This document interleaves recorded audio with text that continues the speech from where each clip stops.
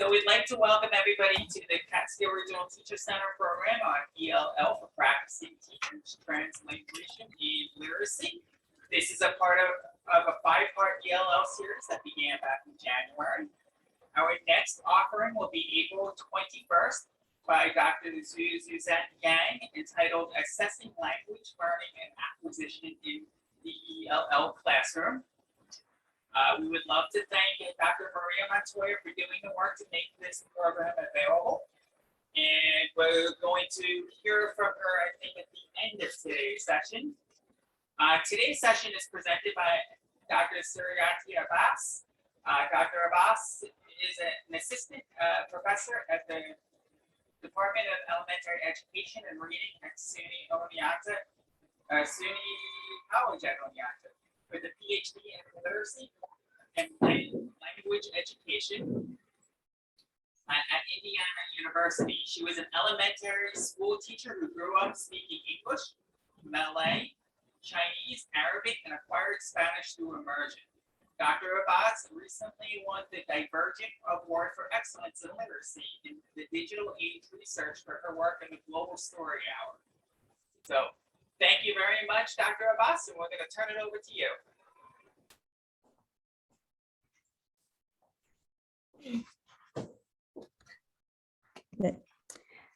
Good evening, everyone. Can you hear me? Okay, wonderful.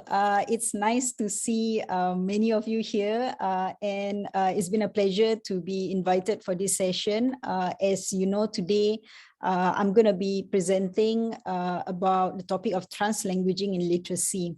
Now, I am going to present this based on my experiences of observing some of the lessons that are happening in some of the K-12 schools in the US. So before I proceed, how many of you have heard or are familiar with the word translanguaging? All right, seems like many of you are new to it. So let me just give you an idea, a broad idea of what this translanguaging means. Now, translanguaging, as you can see here, the prefix trans simply means to cross over or to go beyond, and languaging, language, where you cross over and you go beyond a language. So in the a proper definition given by Garcia and Sanchez in the year 2018 is that translanguaging is a new way of thinking about language and the language practices of emergent bilinguals that is critical to designing effective and equitable instruction. Now, while the definition says that it's a new way of thinking, it has been around for a couple of years right now. And it simply means that it is, in layman's term, a way of looking at how students in schools are given the opportunity to use more than one language, and that entails what we call an equitable form of instruction. And so why this happened, partly also because my colleagues in the previous weeks have mentioned to all of you about the fact that there has been a change in the landscape of language diversity. And here we see, based on the percentage of public schools who were having English language learners, the darker portion shows that it's about more than 10% or higher in some of the areas in the US. And therefore, considering the landscape of language diversity here, there is a need for all of us to sort of like provide that opportunity for more equitable practices within schools. And here I provide a quote given by Donald Graves, who says that unless we begin to understand what our students know, how they know it, what they value about it, we waste their time. So worse, if our students think we don't know something special about them, which they value, they may find learning to be an isolated and meaningless exercise. And I'll leave you to think a little bit more about this, but an overview, just a quick overview of the historical aspects of bilingual education. You may have heard about it, but here I'm just pulling out the key historical periods, how bilingual education came to be promoted till this day.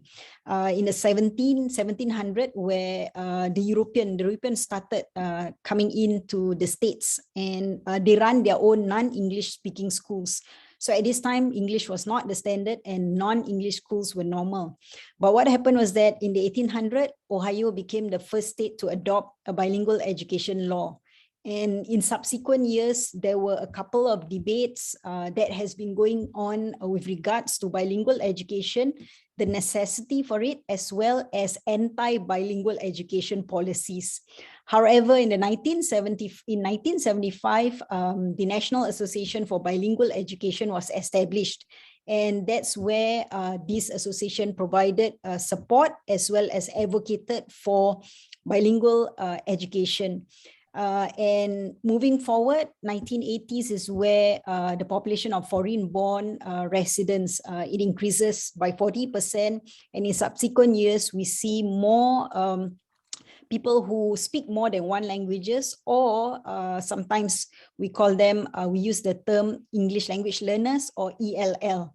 And that's also the reason why we are looking at bilingual education and how that literacy in translanguaging in literacy comes in. We are going to look at it through some schools that I'm going to walk you virtually into the school through some videos. However, before we proceed further to think about what that translanguaging in literacy simply mean, we are going to just get to know one another a little bit more. So I would like you to take a piece of paper, any piece of paper. If you have colored pens or colored pencils, draw yourself or just a gingerbread man version of you that looks something like this. Okay, if I click on this language portrait, you should be able to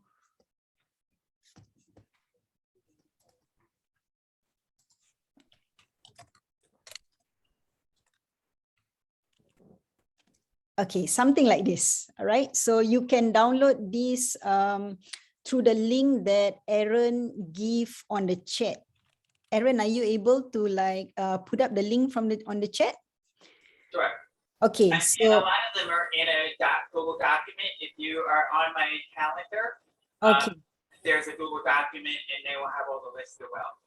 Okay, wonderful. So either that or just draw it on your own. And as you draw a symbol of yourself, I want you to think about what languages do you use? If you use any other languages than English, if not, then just indicate English as the language that you use. Think about how did you learn that? When did you use these languages? What words and phrases do you use only in certain situations and with particular people? What language varieties or language practices reflect the communities that you speak? And when and how do you use them? So take a bit of time to just create a language portrait for yourself. So this is one example that is done by a student, an elementary school student. And then we will share, all right? We will share what does that language portrait looks like for you.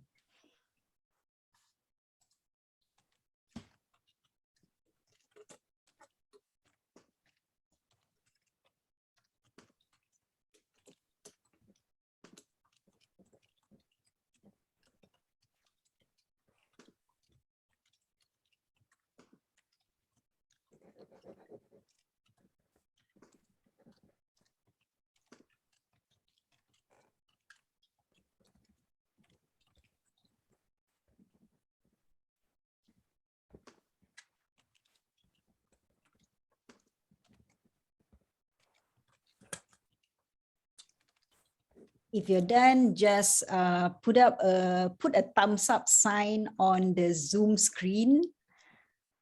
If you're there with Aaron, Aaron will show a thumbs up sign to me, and then we will start talking a little bit more about who you are and what does that language portrait looks like for you. So those who are on Zoom will just try to show us on the screen and talk a little bit about it.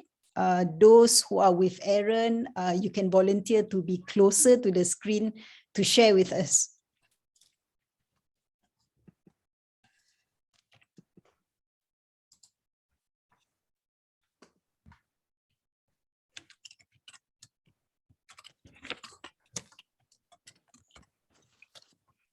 And don't remember what my screen sharing settings are at. If you're trying to show yours and you can't share your screen, let me know and I'll make it co-host. I think they can just show it without screen sharing, right, Aaron? I mean, because yeah, you can put it right up to your camera. yeah, because we are not using any documents.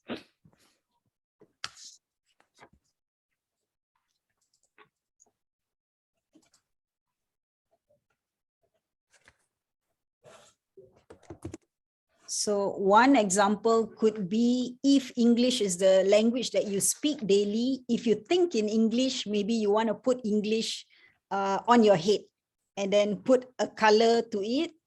If you don't have any color, maybe you can just put a symbol, maybe red for English, something like that. And share with us why you allocate certain color to that particular language.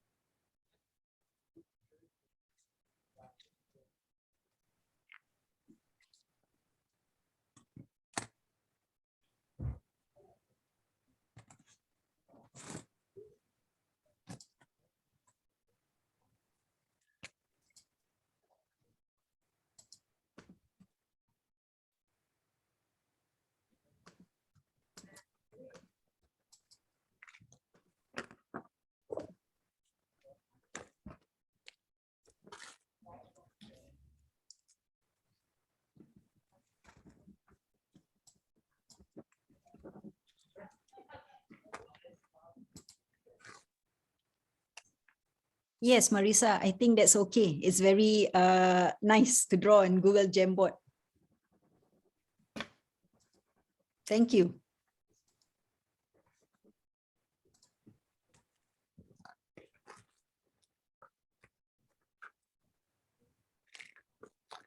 Aaron, would you mind just helping me to see if everyone is done, and then we will proceed with sharing because I can't really see everybody on the screen. Sure, let's just get started. I think some people have their screens off anyway, so let's just get started. Okay. You want us to start here in our? Yes, can you share with us? Okay, I will bring it up to the camera and they can talk about it. Okay, talk to us a little bit about it because we can't really see it. That's me. I was born a native English speaker and I still speak English. Can you speak louder? I can't hear you. Yes. I'm Amy. I was born a native English speaker. Mm-hmm. Even though my grandparents spoke some Russian and Yiddish, I never really caught it. In 6th grade, started Spanish. By the time I got to 12th grade, I was pretty much, I didn't have to translate.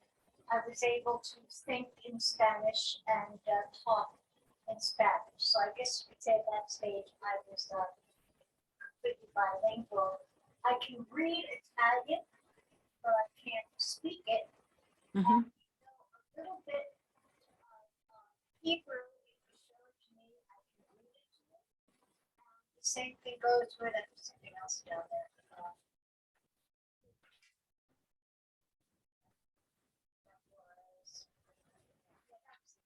Yeah, so I can read Italian and I can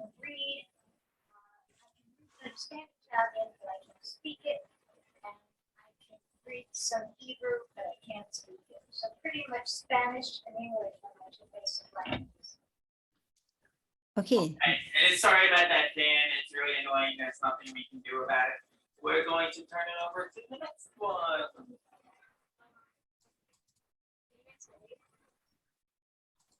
Oh, okay. So my name's Angie. I have like a little thing up there. My main two languages were just English and Spanish. I grew up in a Spanish-speaking household, right? Both my parents. So I learned from them, obviously, and I put the Spanish around like as a shirt, kind of, just because, like, you know, that's the language I hold like to my heart. I hold it like with my family and stuff. And then English, I use like, you know, more like outside of like the country, so that word kind of, and like I guess for most of my papers, right now. So I have that out as like the rest of the body. It's just English and Spanish. And I didn't get to it. I'm busy taking attendance. Okay. Does anybody on the screen would like to share with us? I can share, Sue. Thank you, Michelle. No, I'm Alejandra. Oh, sorry, Alejandra. I see the wrong person. Thank you. Hi. Alejandra. So this is my very rudimentary one. I don't know if you can see it properly. So I even tried to use a little bit of color here. I just found some ad hoc markers on my desk. So I thought I lived a very bilingual life, and I think I do. Both of my home and work life are bilingual. So I speak both Spanish and English at home. I Mhm. speak English, I speak Spanish to my son, and I speak English to my husband. And then at work, I teach Spanish, but then other everyday activities at work at the college, I speak in English. So I thought I had a very bilingual, you know, half and half kind of divided life. But then I remember that I also have other languages that I have either learned or, you know, kind of used more in a passive way. And so that's why I put those more towards the feet or the legs. So I speak French, and so my French helps me with some things in our department. So to help my French colleagues, you know, I can teach French 101 if they need me to. And then I have Italian and German, and I think my capacity to communicate in both Italian and German are more like, you know, trying to help someone or for travel. So that is my linguistic life pretty much in this gingerbread man. Thank you, Alejandra. Anybody else? Thank you, Michelle, right? Thanks. Finally, I got it. So I am not an artist, but I hope you can see that. So basically, mostly I speak English, and that's kind of why most of me is colored in yellow for English. I did learn Spanish. I took it for 5 or 6 years, I think, in school, but at this point, I haven't really used it in a regular, you know, a regular doing of things. So I kind of just made Spanish. I made some red hands. I grew up with grandparents that spoke Italian, so they didn't want to teach us Italian, but I picked up some of the bad words that I shouldn't say. So those are my little blue feet on the bottom. And then one boy is taking French and one boy is taking German. So I have my fingers in those two languages just a little bit in efforts to help them with homework, but I really don't know much about it. So mostly English and then a little bit of other things. Anybody else? So it's nice to see that within this. Nicole, I wanted to go. Mhm. Go ahead, Nicole. Yes, what is it, Aaron? I can't read. Nicole wanted to go, and but you're muted, I think, Nicole, or I'm not hearing you anyway. Okay, so it's nice to see that, within this small space, we have many people who speak more than one languages, and that actually adds color to, our daily life. But also, I guess this is one activity that you can get started with to get to know your students if you are in a classroom where one of the ways to get to know them is through understanding the languages that they speak. Perhaps that could also help you to understand more about the needs of your learners. And coming to that, what does it really mean when we talk about literacy through a translanguaging lens? Now here, when I say literacy, the terminology for literacy here, I am referring to reading, writing, listening, speaking, because literacy from an expanded point of view, it could be defined as a social practice, which is something that I have also been doing through my class course, through my research work. So here, when I say literacy through a translanguaging lens, it means that I'm referring to the simple acts, the discrete act of reading and writing, which is what some of you have demonstrated through the languages that you use. And how do we provide the opportunity for the languages that we have acquired over time through a translanguaging lens? As I said earlier on, translanguaging is a kind of an action which involves going beyond more than one language, or what the linguists call modes. So very often the term translanguaging is often it's misunderstood as code switching or code mixing. So just bear in mind that translanguaging here involves the use of more than one languages. However, it differs from code switching, because code switching simply means the use of one language and then all of a sudden you move over to another language. Whereas here it could be specks of words that are being used in a particular word or in a particular utterance. And I'm going to show you a bit more examples of what that literacy through translanguaging lens mean. So literacy here is just reading, writing, listening, speaking. So simple layman's term. Now, we acknowledge that bilingual or multilingual people, people who know more than one languages like me, creatively draw from our own language and social resources to make meanings regardless of the language that we use. But how is that being articulated and how is that being practiced in schools? So that's what I'm going to bring you to a classroom, and let's look at this. All right, now these images that I'm going to show you and examples that I'm going to show you, it comes from a classroom observation based on a study that I did sometime on December 18th, 2018. So that was like 4 years ago. So 4 years ago, I managed to visit about 15 schools that uses this translanguaging dual language approach to teaching and learning. So here I'm going to just show one public school that I went. It is located in the rural area of Indiana. And the composition of the class is made up of predominantly white monolingual students. What was interesting that I found in this class was there are two teachers to one class. Both of them are English and Spanish language teachers, and they plan the lesson together to incorporate translanguaging. So this translanguaging doesn't happen every day, but it only happens twice a week within a particular subject that they decide to plan together. So that is how the bilingual, so to speak, class has been planned for this particular school. And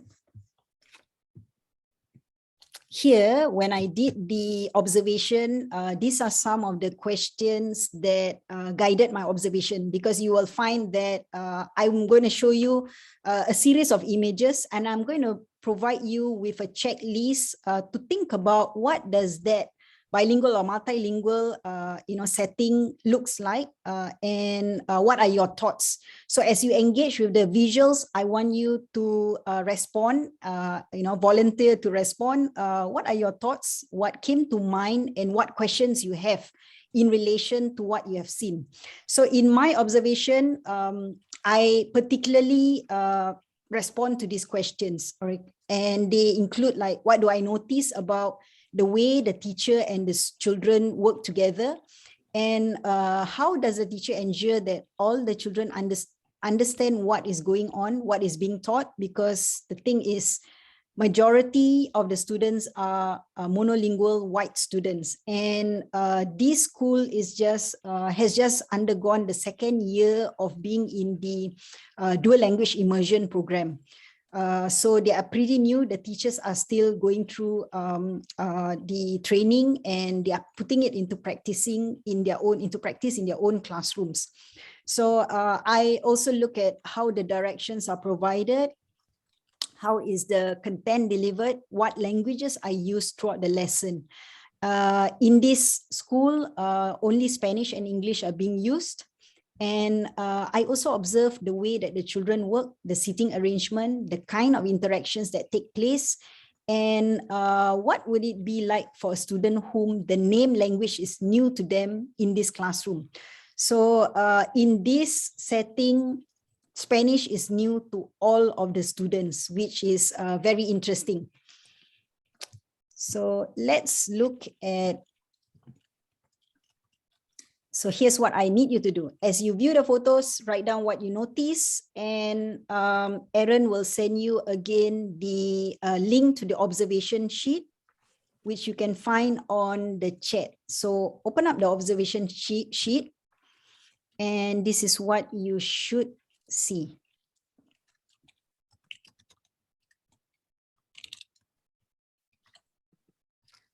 Some of the photos may not reflect the classroom feature that you see. So provide some response to what you can see, right? Any questions? Okay, if there's no question, I'm going to show you the first photo. So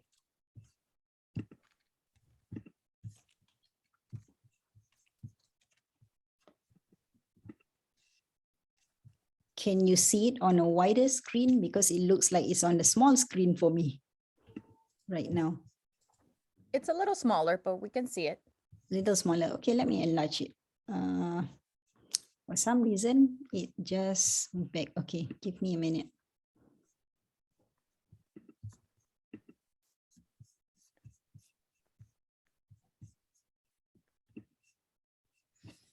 Okay, I'll put it in presenter mode again. Okay, so is it a lot bigger right now? Yes. Okay, so using that checklist, just write down what your responses in the respective classroom feature.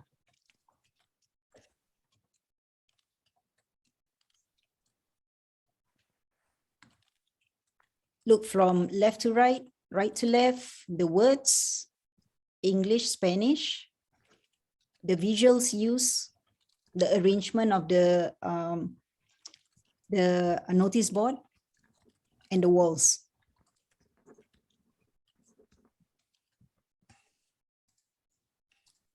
If you're ready, I'm going to move on to the next visual. Oops, I'm sorry, it keeps turning back. This is another part of the same classroom, the setup.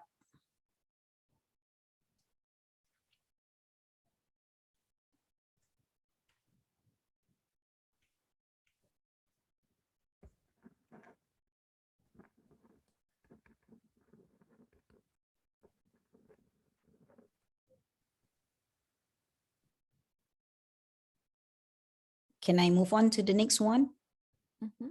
Okay. Oops. Oh. Okay, sorry.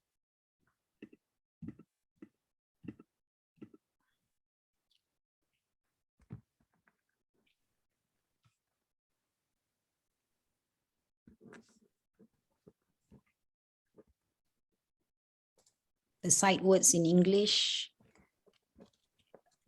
some directions, daily directions on top. Look at the colors used.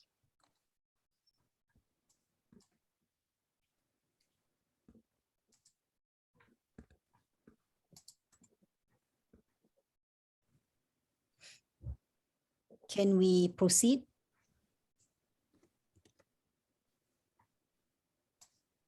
Anyone else still looking at the photo? All right, let's move on to the next one. Oops.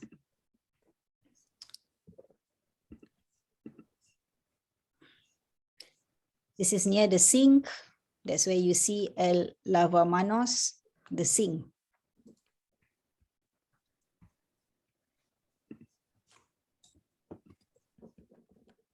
And look at the word. What does it come with? Mhm. Right? And this time round is not just words, but it also comes with visuals. So look at that and write down. Okay, I'm gonna move on to the next one. I'm sorry because my screen keeps popping up to the going to the back. All right, so this is the last one. So this is what's in the class library, and this is the front where one of the teacher is working with a group of students, and then another teacher is working with another group of students somewhere on my left. All right, so these are some of the visuals that I took. I have a lot more, but let's just use this as a point of discussion to talk about what are some of the features that you see in this bilingual classroom. What strikes you, what you notice, what comes to mind, and what questions you have. So you can, if you're shy to speak, you can put it in the chat. If not, then you can just unmute yourself and let's talk. Yes, thank you, Alejandra.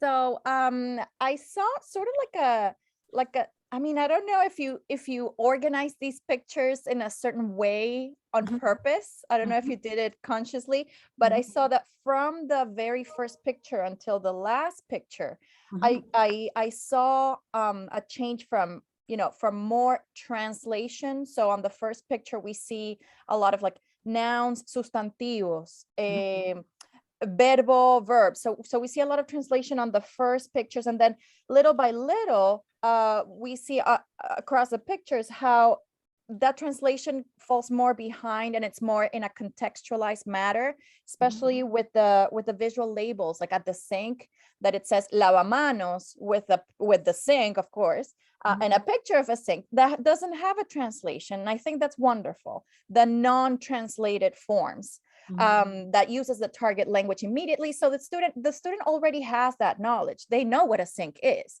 They don't need to be told exactly, oh, that's a sink.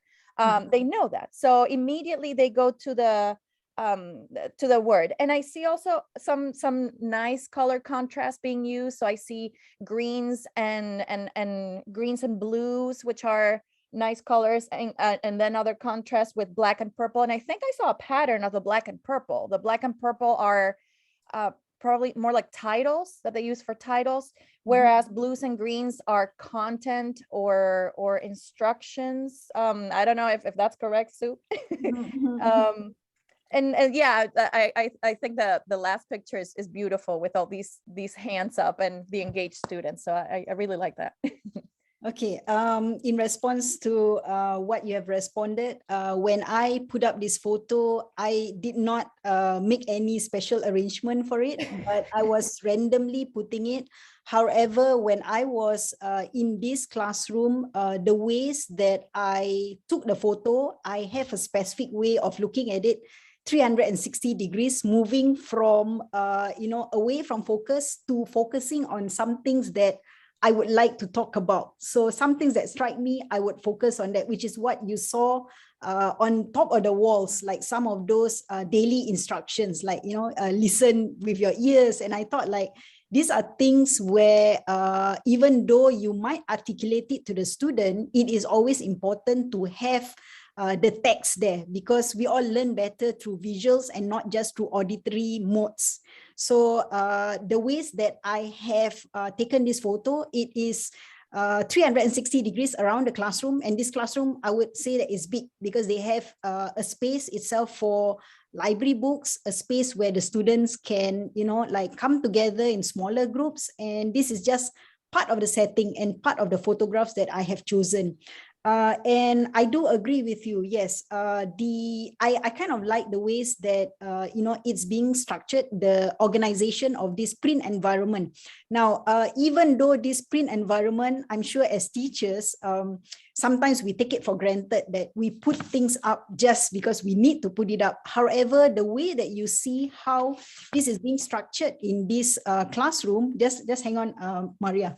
Just in this classroom is that there are particular kind of color coding, like black and purple for title, and then green and blue for color that shows a color contrast. And that is also an essential component when it comes to you know, putting something in a different language, but you want the students to see it strikingly visual, that this is what it means. And there are two ways that the teacher try to promote this. Number one is through direct translation. What is on the right is in English, what is on the left is in Spanish. However, when you see the real life objects, for example, the sink, that is something that you don't have to tell, but you can put the word, the text, and the visuals by the side to accompany it. So you see how visuals and text could complement each other, or visuals and text could be an add-on to add additional meaning making, additional layer for meaning making. So that is something that we want most students to learn learn the word through in context rather than through memorization and through direct translation. Yes, Maria, thank you. Well, I saw the similar things of what you Alejandra and you mentioned. But I also saw that when I couldn't tell that there was a translation next to it, I saw the labels and all that with translation, but in the lessons, some pictures that you show with the lessons, it seems like some lessons were specifically to teach literacy in English. Yes. So therefore, there was not a translation specifically, and also because side words, for example, they don't work the same way in both languages. So if you provide a translation, you lose in exactly the meaning and the purpose and the functionality of the side words. So in that case, there was not a translation. It seems like also in some places there were specific instructions and guides for literacy in Spanish. So I saw the use of the two languages in terms of functionality. Lesson, what kind of lesson is that they're teaching? And depending on the lesson, they would use one language more than the other. Yes, in terms of functionality, that's what they are working on. And here you're right, because for one of the lesson, it involves ELA, language arts. For another lesson, both the teachers plan to teach math lesson. So the math, on one day, that maths lesson is in Spanish, and the teacher, the guy here will, the male teacher here will speak in Spanish, whereas the English teacher will speak in English on another day. So they will take turns and they will kind of scaffold the students through their actions as well as through the visuals. On the chat, if you were to read what's on the chat, there are many interesting ideas, interesting views. We can see that labels in Spanish, books in Spanish, possibly family home connection with student created posters on multicultural holidays. So I assume that these are some suggestions. Correct me if I'm wrong, just sure up. And using pictures to help give context, which is what we have mentioned. And then sometimes the bolded words within English and Spanish underneath, and at other times it was opposite. Yes, I think that depends on the emphasis of the lesson for the day. And Yes, the handwriting is pretty neat and good, and yeah, I think it's nice to know that Nicole has seen the Noche Buena poster in a photograph. Yes, Maria. Did you raise your hand or did you not put down your hand? I All right. think I didn't put it down. Okay, now Yeah. I'm gonna show you a video clip. Apparently for this lesson, I took a couple of videos, but I'm not able to upload the video because the file is just too big and it was taken like years ago. But what I'm gonna show you is a video clip that is produced by the SEALs, the Biliteracy SEAL in California, and this is something that you might want to debate about it. You might want to just say what you think about it, even regardless of whether you teach in an ELL class or whether you are not teaching in an ELL class, because the whole idea of this session is to provide a brief overview of what does that bilingual program means and how does that literacy, translanguaging in literacy is being enacted in different ways across different contexts and different models of bilingual classes. Okay, I'm gonna enlarge this. Learn Spanish with Real Spanish TV. No veo nada, no veo nada. Click on words in the subtitle. Oops, momentito.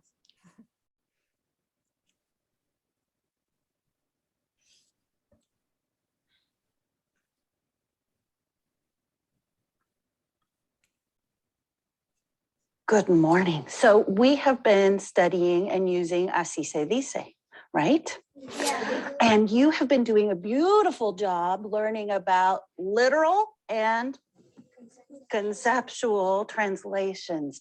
Today, we're in a transitional bilingual program that begins with a 90-10 model in kindergarten. And by the time they're in second and third grade, it's a 60-40. So 60% of their time is in Spanish and 40% of their time is in English. Our signal word that we're going to use is heroic. Heroic, someone who is very brave. Beautiful. I'm so glad you remember. Thank you for remembering that. So today I brought you a passage out of this book, The First Day in Grapes. So the strategy in this classroom is called Así se dice, and the strategy is really, it's purposeful translation. It's involving kids in purposeful translation of a passage either from Spanish to English or English to Spanish. So remember the power of translation. When we translate something, we might think word for word first and try to make sense of it, but then we always try to think, what is the author really trying to tell me here? The themes that they've been working on in a variety of contexts. In their literacy class, they've been reading and writing, talking about these topics. And today we've chosen a passage that is a little more complex, that has some nuance to it, where the language is going to be challenging when they really have to work at translating it.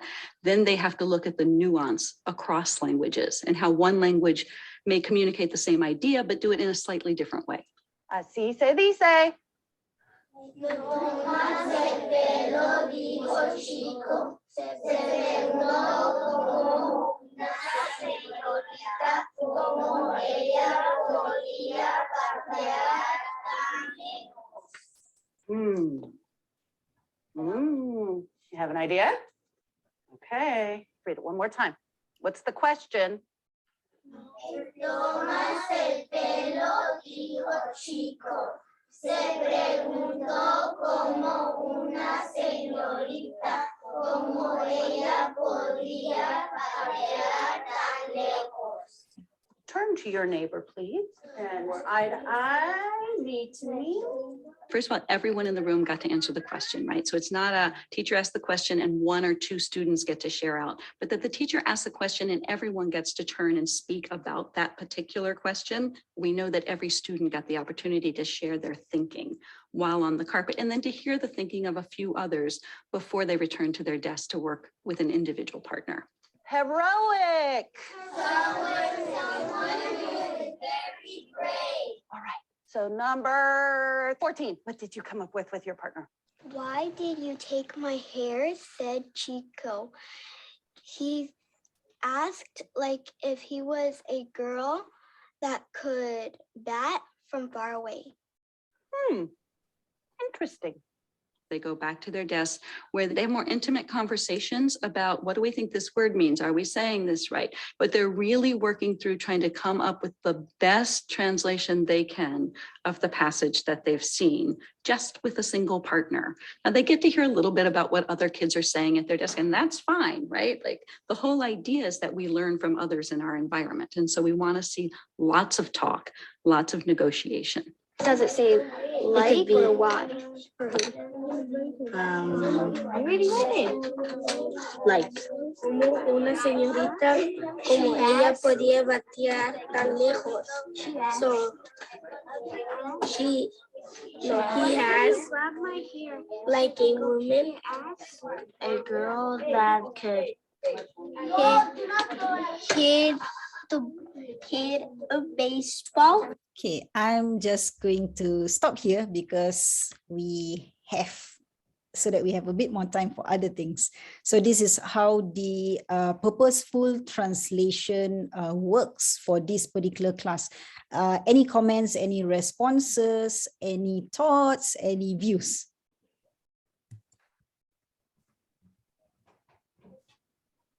So I'm actually teaching a translation course this semester Mhm. with advanced Spanish speakers. Mhm. And I think I would say that some of my students would actually do the same translation that these kids are doing. Like, are you taking my hair? Mhm. Instead of saying, are you kidding me? Or are you fooling me? Right. So I don't know. I see this also. I mean, it takes some negotiation, especially I believe for these kids to come up with something that would make sense in that particular context. So yeah. Yes, as a as a learner, I would say, like, you know, this is like my third or my fourth or my fifth language. I would say the first time when I see the word say with something, it's like it's a reflexive verb, but it's like it doesn't register into my mind because I don't speak that way.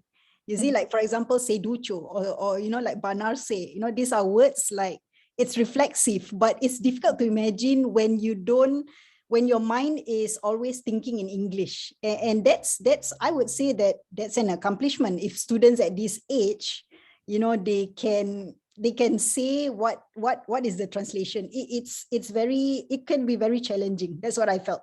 Other thoughts? Anyone has any other thoughts?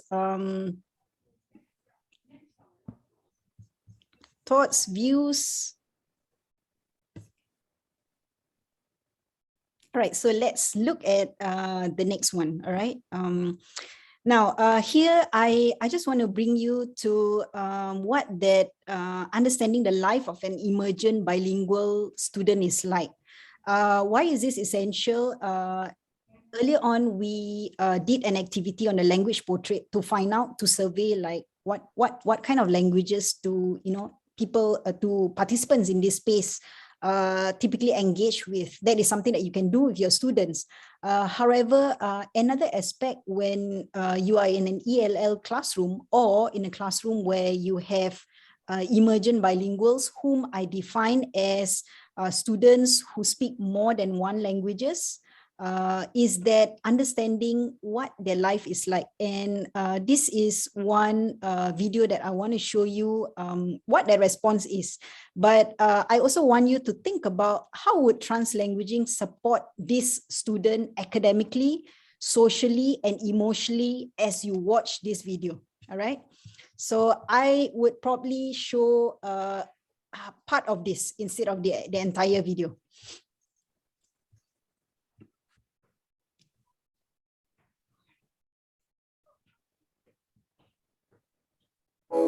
Sick of scrambling to turn mountains of meeting notes into actionable tasks?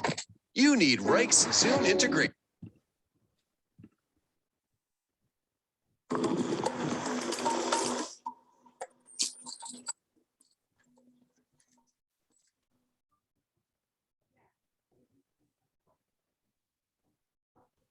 This film won an immigration award a couple of years back.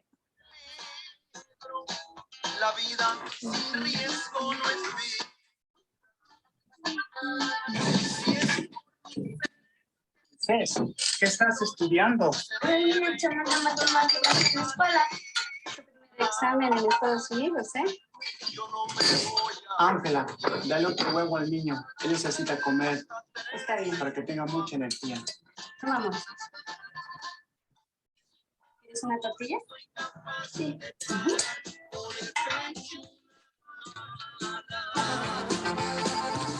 Y es por amor que no voy a dejar que nos corten las alas. Si es el amor, la razón, el motor en la tierra, en el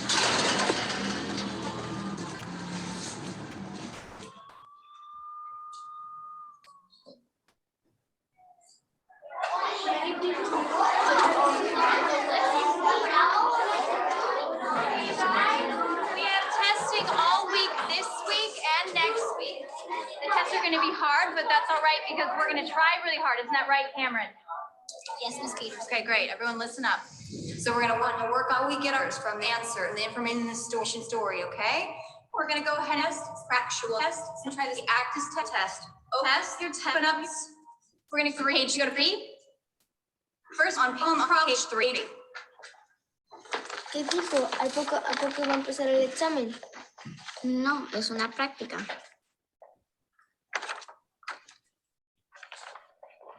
We're gonna take notes from the story and we're gonna turn it into a math problem and we're gonna walk through it together, okay?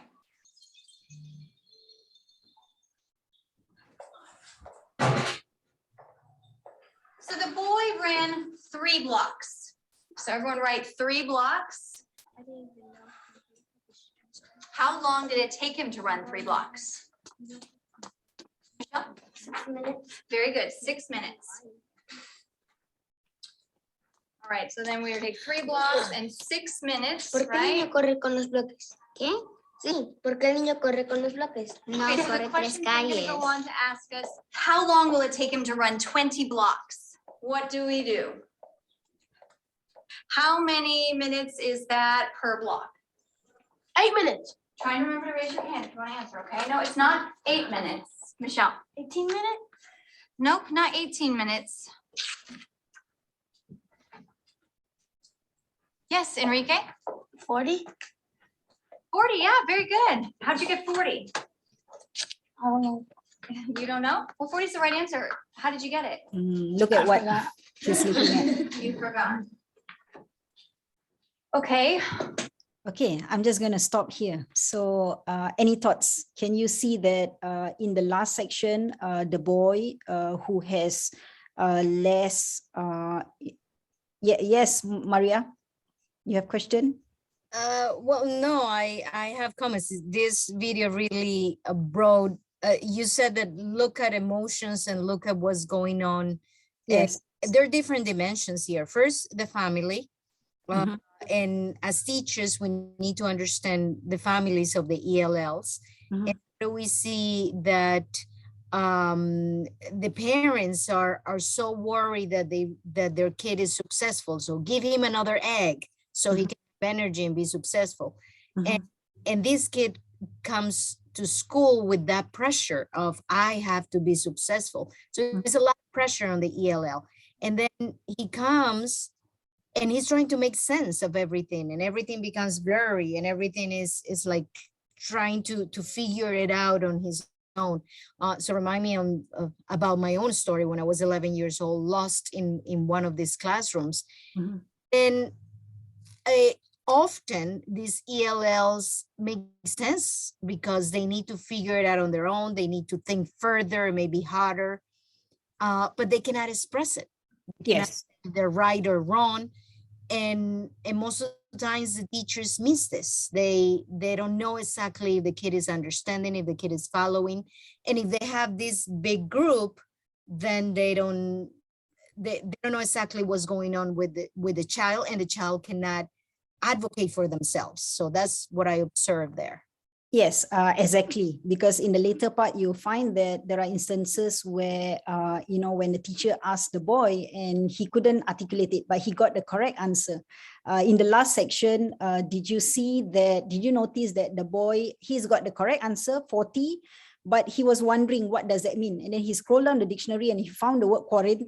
So it is like, how do I express that 40? What does it mean in English? How do I say it out? So these are things that ELL learners, they grapple with. And for more, I thought this is a very interesting, interesting film, but I don't, in the interest of time, we will just, proceed and move on from here.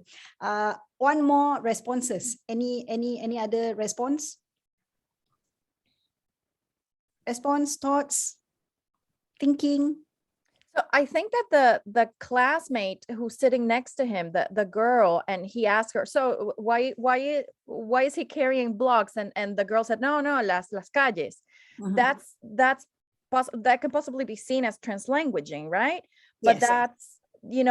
that's a fellow, that's a classmate who's doing that, instead of maybe the teacher making a classroom a little more inclusive and helpful for Moises, right? Yes, and that student could also be a student who can be a buddy to him to help him to understand. So here there are a couple of issues, and this is where there are things that the teacher could have put in place to assist him further. So again, like what we have observed, there's not one way to integrate translanguaging, but here I also would like to provide some thoughts. What if you're not a bilingual? So these are typical questions that teachers would ask. However, I would like to speak from the perspective of those teachers who advocate for bilinguals. So let me just show you this short clip to just look at what has been going on in the CUNY system. Son, we're grabbing burgers for dinner if you're interested. I'm So, vegan, yeah, Walter. so it's, You had bacon for breakfast. yeah. And these are I normal think response. sometimes it might be a little intimidating, feeling like I'm in my classroom opening up this door to something that I don't have control over. I'm not bilingual. So it's a little scary, it's a little uncomfortable, but it's so important. Welcome back to Teaching Bilinguals, even if you're not one. I'm Sarah Vogel with the CUNY New York State Initiative on Emergent Bilinguals. And I'm here in the lovely town of Bedford Hills in Westchester County, New York at Bedford Hills Elementary School. We're gonna take a look into some classrooms and we're gonna ask teachers what it means to them to be advocates for bilingual students. Over the last decades, Bedford Central School District has become more diverse. Multilingual students and their families have been moving to the town from countries like Guatemala and Honduras. Bilingual students, mostly monolingual teachers. It's a challenge. But Bedford Hills English as a New Language teacher, Miss Jennifer Conti, and 5th grade teacher, Miss Elizabeth Condon Kim, have risen to it. If you're in a group that has a book that's in English and in Spanish, do you think you can copy quotes from that book in Spanish? Show me what you guys think. Yes, I can copy quotes in Spanish from my book. Having different languages is only going to help them. It's only going to let them, go further, and to not feel threatened by it, just to be excited about it and continue to encourage it and embrace it. The first tip from Liz and Jen, view students' language backgrounds as resources in their learning. Being an advocate for emergent bilingual students means creating a classroom culture and really a culture in our whole school and in our whole district where bilingualism is something that's celebrated, and that as teachers, we show our students that our languages are tools that we can all use to help us be successful in our learning, in our lives, in our studies. And these are some language and culture portraits that we worked on at the beginning of the year to build community in the classroom and get to know each other, learn about each other's languages and cultures. So Randy, when he presented his Okay, so this is what we did just now. to the class, talked about how he speaks about half and half, Spanish and English. He hears both languages, Spanish and English, during his day. He talked about his hair being very much part of his family and that it looks just like the way his family and his ancestors look. We try to use the term emergent bilingual when referring to our students because it's a term that I think more captures all of us and our language abilities. It really focuses on what our long-term goal is. You know, what do we want of them? We want them to become bilingual. That's what we're working toward. We're not just simply working for them to learn English. It's more than that. Second tip, they create a culture of inclusion by reading books featuring multicultural and multilingual characters. This book is about a newcomer who comes to the United States, doesn't speak the language. And the story is from her perspective. She's trying to figure out what's going on. They're visiting an apple orchard. And we read this book and we spoke to the students about it and we asked them questions like, what could the teacher have done to help her feel better? What could the other students do to make her feel more comfortable? And it really developed a sense of right? So basically these are what like some of the teachers felt with regards to how they supported bilinguals. And some other strategies that I observe in that 10 schools that I went a couple of years back. These are some of them that you can see throughout almost all of those 10 schools. So they will typically pair students with similar language backgrounds and they embrace diverse children's literature, which is in the Global Story Hour homepage. And for some, they will invite the caretakers or the parents to be part of their child's literacy process. Now, I'm just going to end this session with closing thoughts to think about what does that social justice in education mean in the context of translanguaging in literacy. How literacy is taught privileges certain identities, histories, and language practices, while it silences others or renders them as inadequate. So if we truly want all students to be literate and participate deeply in literacy instruction, instead of seeking students' conformity, we need to find spaces of innovation and creativity where they are deeply engaged in authentic literacy practices, which is what this whole idea of translanguaging is, where it occurs naturally, perhaps not through direct translation, but it's more, coming from the students based on the necessity, on the need for drawing on from different resources. And what I like is that Garcia and Kathleen says that, the education community must move beyond defining the process of literacy linearly and its products as being monolingual and monomodal. So with that, I end my session, leaving all of you to think about what does that literacy entails. Is it just the act of reading and writing, or is it just reading to understand the world, or is it just reading as a form of social practice, in addition to the discrete process of going through the 4 different skill set which we have been teaching to all students at this level. Thank you very much.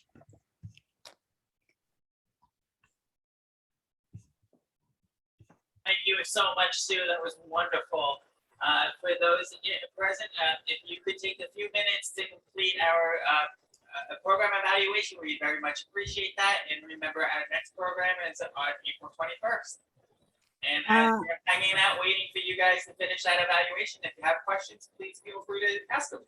And also, there is a link for those who are interested. I have provided a range of other resources, because in the interest of time, I'm not able to show you a few other information that might be might be handy for thinking about what does that, English language learners, what are the needs of the English language learners.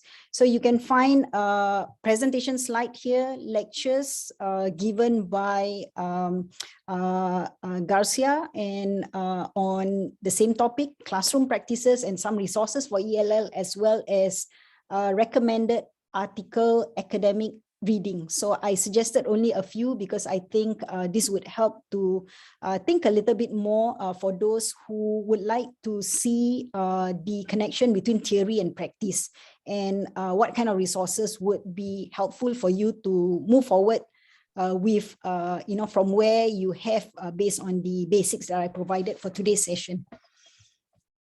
And Maria Montoya is the person that really pulled all this together, and she wanted us to let you know that SUNY Oneonta will be starting a program in BE granted by the State Department that covers 85% of your costs, and you can inquire with her or connect with me, and I'll connect you with her.